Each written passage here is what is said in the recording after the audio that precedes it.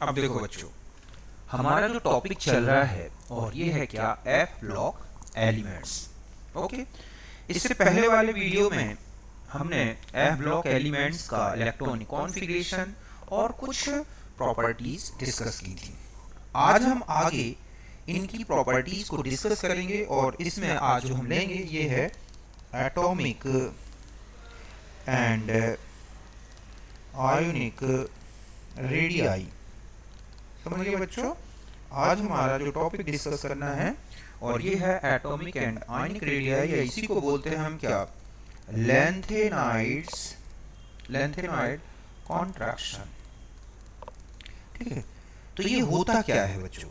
तो देखो क्या होता है कि अगर हम लैंथेनॉइड्स या एक्टिनॉइड्स इन एलिमेंट्स में देखें तो हम फर्स्ट एलिमेंट से लास्ट एलिमेंट तक जाएं तो इनकी एटॉमिक रेडियाई हो या आयोनिक रेडियाई, आप देखोगे ये रेगुलरली डिक्रीज होती है और इसी को बोला गया है क्या, लैंथेनाइड और एक्टिनॉइड कॉन्ट्रैक्शन। समझ गए बच्चों कि लैंथेनॉइड्स हो या एक्टिनॉइड्स हो, हम फर्स्ट एलिमेंट से लास्ट एलिमेंट तक चलते हैं तो इनकी एटॉमिक और आयनिक रेडियाई जो है डिक्रीज होती जाती हैं एटॉमिक नंबर इंक्रीज होने के साथ, तो इसी को बोला गया है लैंथेनॉइड कॉन्ट्रैक्शन। समझ गए? तो हम पहले इसको डिफाइन कर लें कि इन लैंथेनॉइड्स, पहले हम इसी को देखें कि इन lanthanoids there is regularly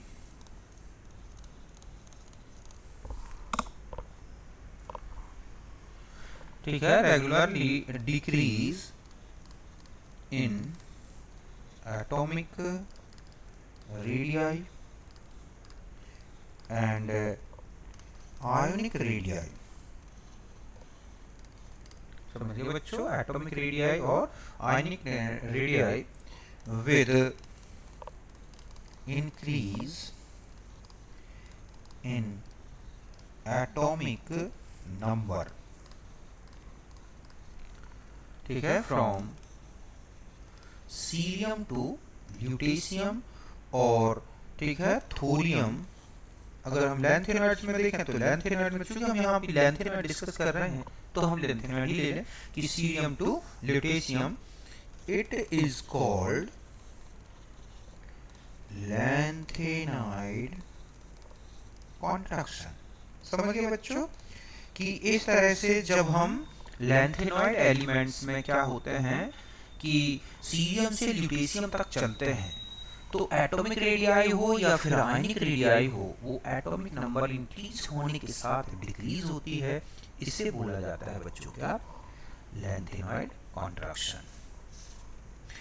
atomic radii में थोड़ा सा एक डेविएशन दिखाई देता है कि atomic radii okay do so some irregularity, ठीक है, बट आयनिक रेडियाई, और आयनिक रेडियाई जो यहाँ ली गई है बच्चों वो M3+ की, okay, not show any irregularity। अब आता है कि इसका रीजन क्या है, तो ऐसा इसलिए होगा बच्चों कि इन एटॉमिक रेडियाई, ठीक है, अगर हम इनकी एटॉमिक रेडियाई की बात करें, in atomic radii metallic radii considered की गई है। समझ गए ना, considered, therefore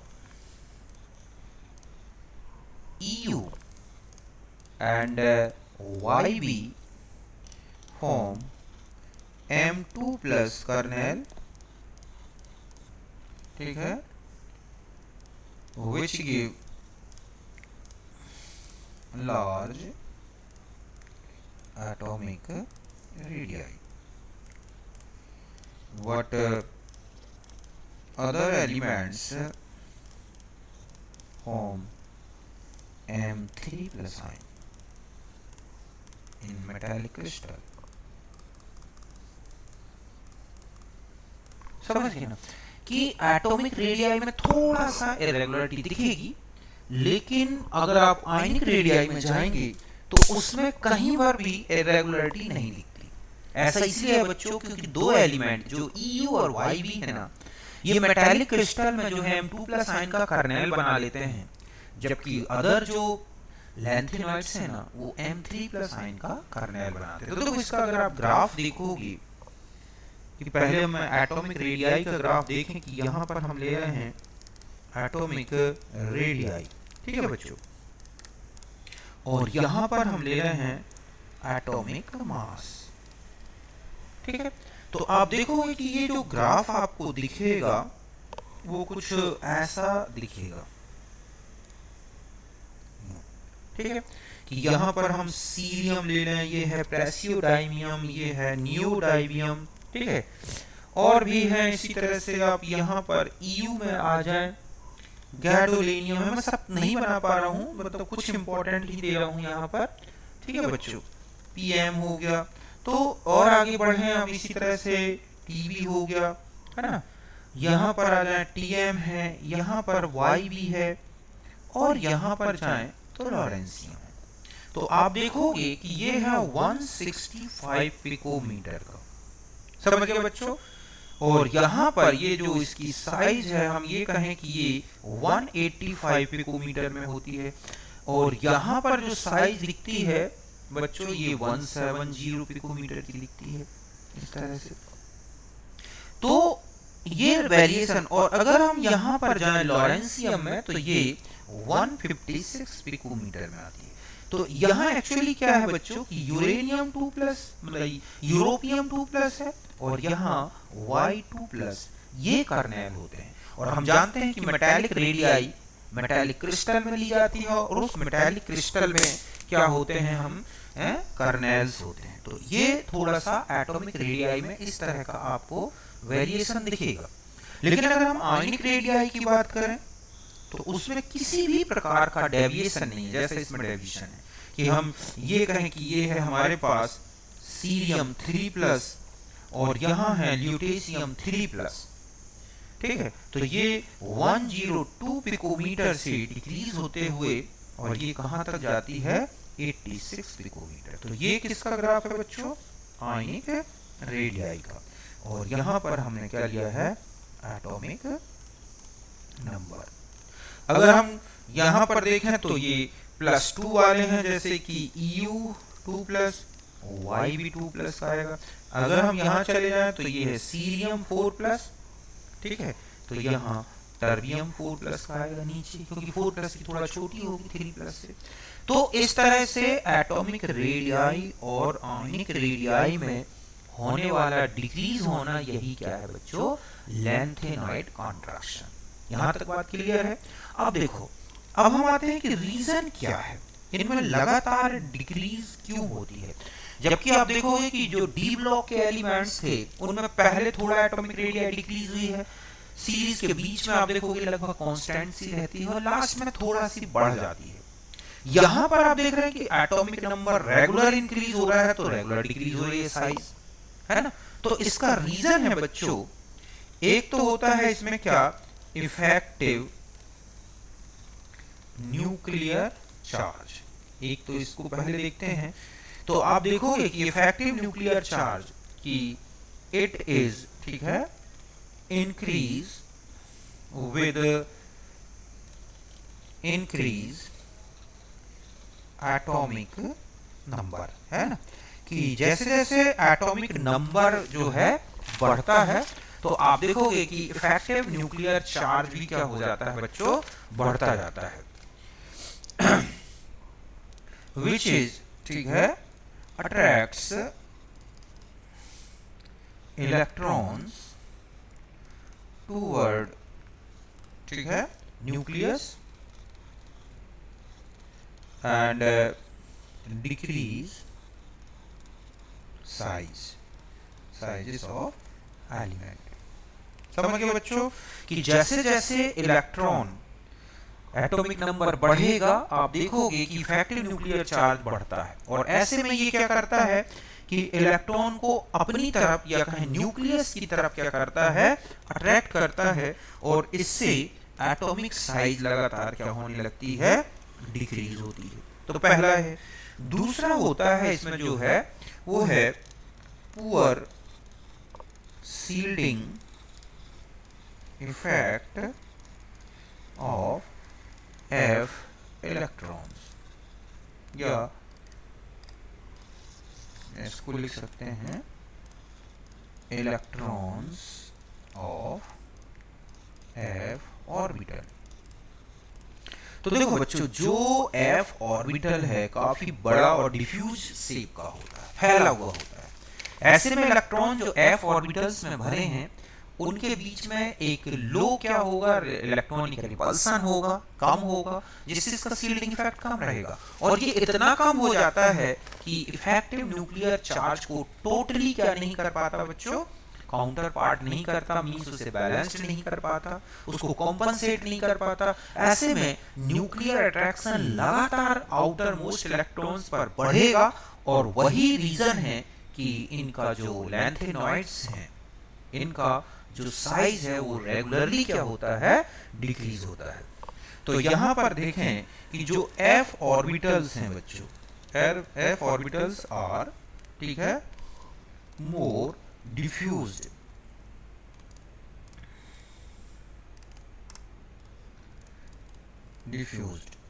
and having poor shielding effect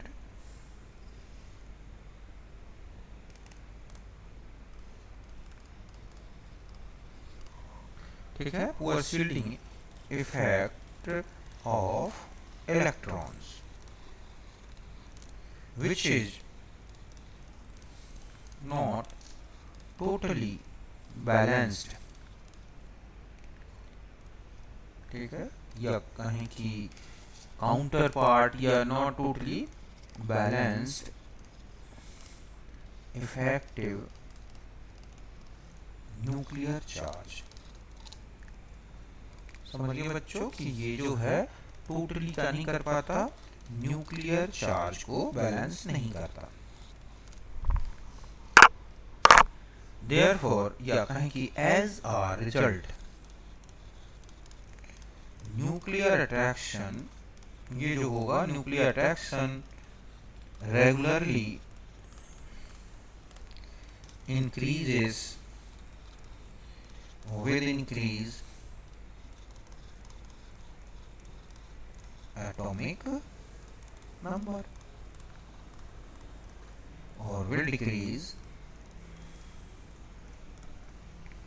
atomic sizes। बात को समझ में आई बच्चों कि जो f ऑर्बिटल है काफी डिफ्यूज्ड शेप का है, डिफ्यूज्ड का मतलब फैला हुआ, और यहाँ पर जो इलेक्ट्रॉन्स होते हैं having poor shielding effect of electron in of d orbital, sorry f orbital, और ये ऐसे में क्या होता है कि not totally balanced effect nuclear charge, as a result nuclear attraction regularly increases with increase atomic number, ठीक है, विल डिक्रीज एटॉमिक साइज। ये रीजन, मतलब हम ये कह सकते हैं कि यहाँ पर जो इफेक्टिव न्यूक्लियर अट्रैक्शन जो है, ठीक है, ये ज्यादा है than shielding effect of f या इलेक्ट्रॉन्स। समझिए बच्चों, इलेक्ट्रॉन्स ऑफ f ऑर्बिटल्स। तो यहां जो f ऑर्बिटल का है, ठीक है, f ऑर्बिटल्स, तो ये रीजन है कि यहाँ पर इफेक्टिव न्यूक्लियर चार्ज ज्यादा इफेक्टिव हो जाता है देन शील्डिंग इफेक्ट, और ऐसे में क्या होगा बच्चों, न्यूक्लियर अट्रैक्शन बढ़ेगा, और यही लगातार क्या करता है, और इसी के कारण क्या आता है, lanthanide contraction.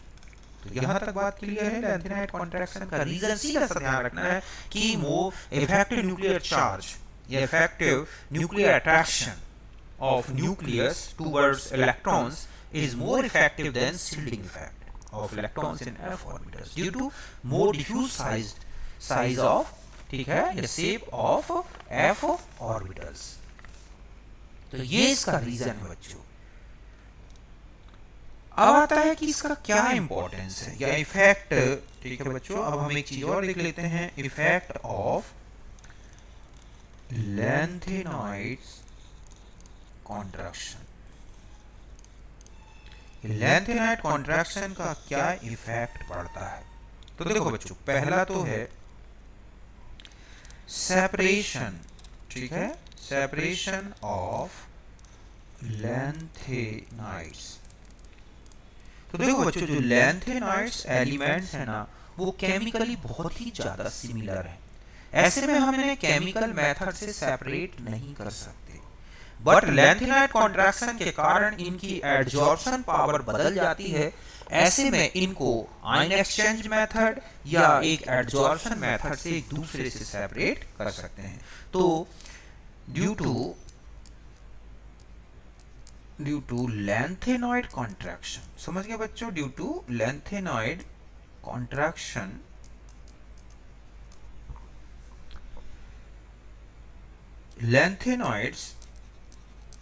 lengthenoids show different adsorption capacity और cation exchange capacity। समझ गए बच्चों कि लैंथेनाइड कॉन्ट्रैक्शन के कारण जो लैंथेनाइड्स होते हैं ये अलग अलग एड्जॉर्प्शन कैपेसिटी शो करते हैं, अलग अलग इनकी कैटायन एक्सचेंज नेचर हो जाता है, और इट इज यूज्ड, ठीक है, it is used for separation, मतलब दिस प्रॉपर्टी कौन सी, डिफरेंट एड्जॉर्प्शन कैपेसिटी, इसी को मैं लिख रहा हूं, it is used for separation of lanthanides, means lanthanide show cation exchange nature।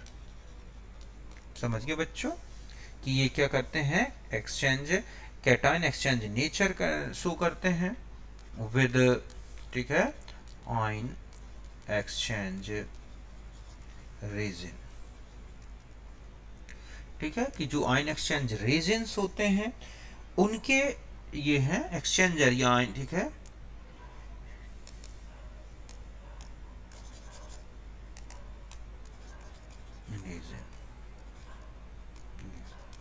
और बहुत सारे आयन एक्सचेंज रीजन है जिनके थ्रू इनको सेपरेट किया जाता है। तो समझ गए आप पहला एप्लीकेशन कि इनमें लैंथेनाइड कॉन्ट्रैक्शन के कारण इनकी अलग अलग एड्जॉर्प्शन कैपेसिटी होती है, कैटायन एक्सचेंज नेचर हो जाता है, और इसी मेथड से इनको सेपरेट किया जाता है।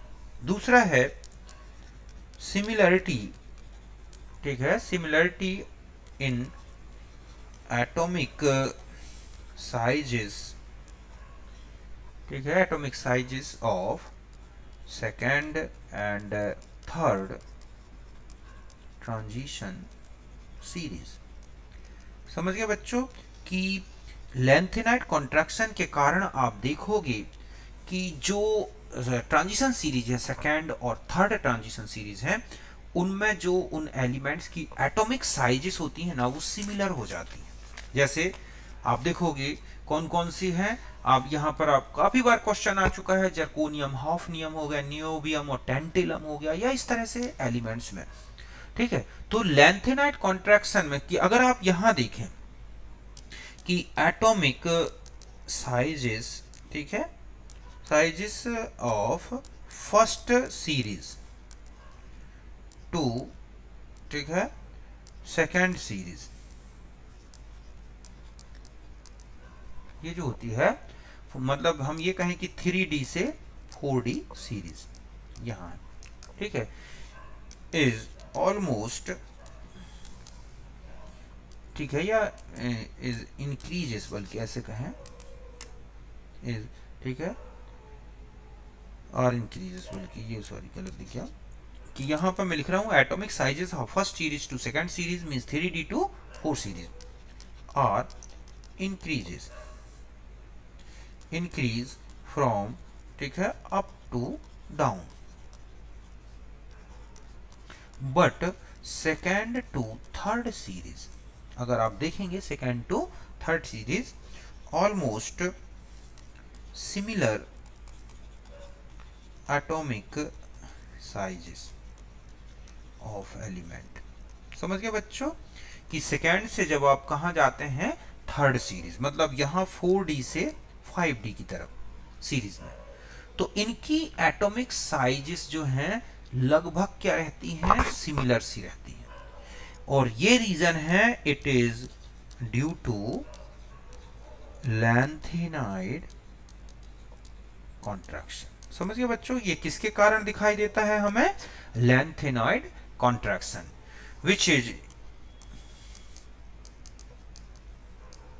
ठीक है, विच इज काउंटर पार्ट, या कहें कि compensate, counter part increase atomic size, atomic size, ठीक है, in group from second to third series.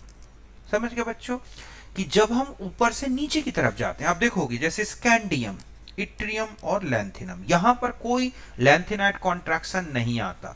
तो इनकी साइज अगर आप देखोगे तो ये है 144, ठीक है, 162 और 169।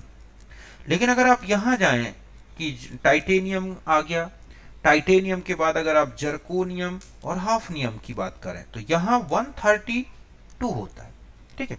लेकिन यहां जाओगे तो 145 और 145, या बल्कि और 144 हो जाती है इस तरह से। ठीक इसी तरह से वेनेडियम, न्यूबियम, टेंटिलम, तो 122, 134, 134 पिकोमीटर में है बच्चों ये। तो यहां पर आप देखोगे कि जब यहां से आप नीचे की तरफ जाओगे, ठीक है, या यहां से यहां, तो यहां पर आ जाते हैं क्या, लैंथेनाइड कॉन्ट्रैक्शन यहां पर। क्यों, क्योंकि इन दोनों के बीच में आप देखोगे कि यहां lutetium to, sorry cerium to lutetium, 14 lanthanoids आ जाते हैं बीच में, और यही लैंथेनॉइड कॉन्ट्रैक्शन शो करते हैं, मींस यहां सीरियम से ल्यूटेशियम तक, और जिसके कारण ही यहां पर कॉन्ट्रैक्शन आता है।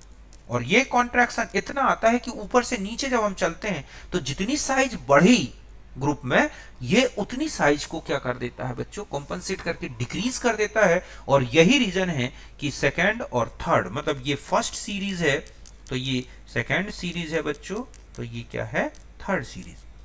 तो ये सिमिलरिटी का रीजन है। तो आप देखे हैं इसके क्वेश्चन आ भी चुके हैं, ठीक है। तीसरा जो है बेसिक नेचर, अगर हम देखें बेसिक नेचर ऑफ ऑक्साइड, ठीक है बच्चों, एंड हाइड्रोक्साइड ऑफ लैंथेनाइड्स, ठीक है। तो लैंथेनाइड कॉन्ट्रैक्शन के कारण, तो ध्यान रखें कि जो बेसिक नेचर होता है बच्चों, बेसिक नेचर ऑफ कंपाउंड, किसी भी कंपाउंड में अगर बेसिक नेचर होगा तो ये जो होगा इनवर्सली प्रोपोर्शनल टू साइज। अगर साइज छोटी है तो basic nature, sorry, directly proportional to size of cation. समझ गए कि जितना ज्यादा कैटाइन का साइज होगा उतना ही ज्यादा बेसिक नेचर होगा। और अभी आपने देखा है कि size of cation inversely proportional to the lanthanide contraction. समझ गए ना कि लैंथेनाइड कॉन्ट्रैक्शन बढ़ रहा है तो साइज डिक्रीज हो रही है। इसका मतलब है कि बेसिसिटी अगर आप देखेंगे तो रेगुलरिटी डिक्रीज होगी फ्रॉम, ठीक है बच्चों, सीरियम टू ल्यूटेशियम। ऐसा क्यों हो रहा है, क्योंकि जैसे जैसे कैटाइन की एटॉमिक साइज छोटी होती जाएगी बेसिक नेचर डिक्रीज होता जाएगा, तो फ्रॉम सीरियम टू ल्यूटेशियम, तो इस तरफ। तो इसका मतलब है कि सीरियम अगर हाइड्रोक्साइड की बात करें तो ये मोर बेसिक देन, ठीक है, और ये किससे, ल्यूटेशियम हाइड्रोक्साइड, या हम कहें सीरियम ऑक्साइड की बेसिसिटी ल्यूटेशियम ऑक्साइड से ज्यादा होगी। तो एक सीरीज में लगातार सीरियम से ल्यूटेशियम तक जो ये हाइड्रोक्साइड बन रहे हैं, समझ गए बच्चों, या इनके जो ऑक्साइड्स बन रहे हैं, इनकी बेसिसिटी रेगुलरली क्या होगी बच्चों, डिक्रीज होगी जैसे जैसे हम सीरियम से ल्यूटेशियम तक चले। तो ये इफेक्ट पड़ता है, समझ गए ना।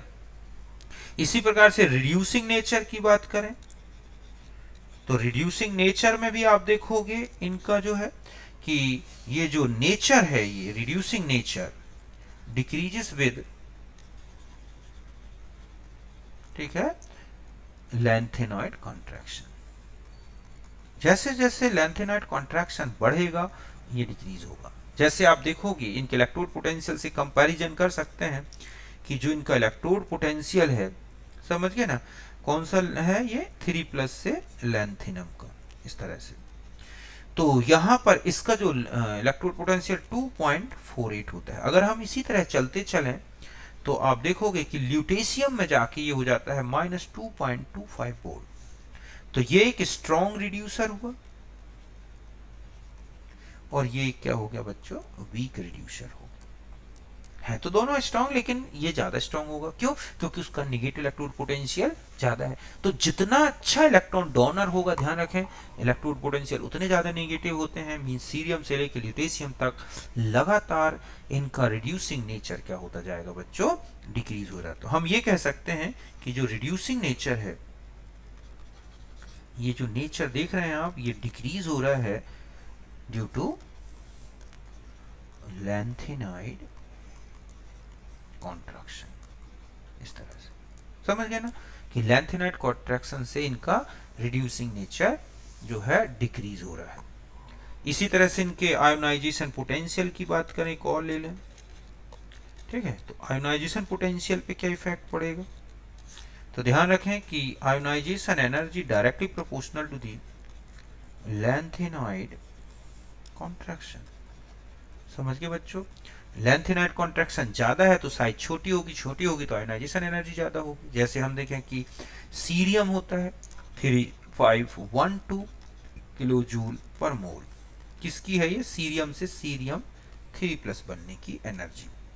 जबकि अगर हम ल्यूटेशियम में जाएं तो ल्यूटेशियम से ल्यूटेशियम 3+ बनता है, तो जो आयोनाइजेशन एनर्जी है वो है 3898 किलो जूल पर मोल। तो आप इस तरह से देख रहे हैं कि जो लैंथेनॉइड है उनकी आयोनाइजेशन एनर्जी पे भी लैंथेनाइड कॉन्ट्रैक्शन के कारण जो है इफेक्ट पड़ रहा है। तो ये कुछ लैंथेनाइड कॉन्ट्रैक्शन के क्या है बच्चों, इफेक्ट हैं, जो कि लैंथेनॉइड एलिमेंट्स की प्रॉपर्टीज को चेंज कर देते हैं।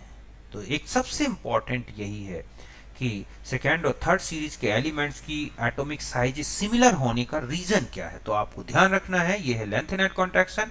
क्योंकि लैंथेनाइड कॉन्ट्रैक्शन ऊपर से नीचे जैसे ही ग्रुप में साइज बढ़ती है उसको बिल्कुल बैलेंस्ड कर देता है, और ऐसा होने के कारण ही जो सेकेंड सीरीज है और थर्ड सीरीज है उनके एलिमेंट्स सिमिलर साइज के हो जाते हैं। तो ये समझ गए होगे आप, इसका रीजन मैंने अच्छी तरह से बता दिया और इसके बारे में, ठीक है बच्चों। बाकी नेक्स्ट वीडियो में हम डिस्कस करेंगे।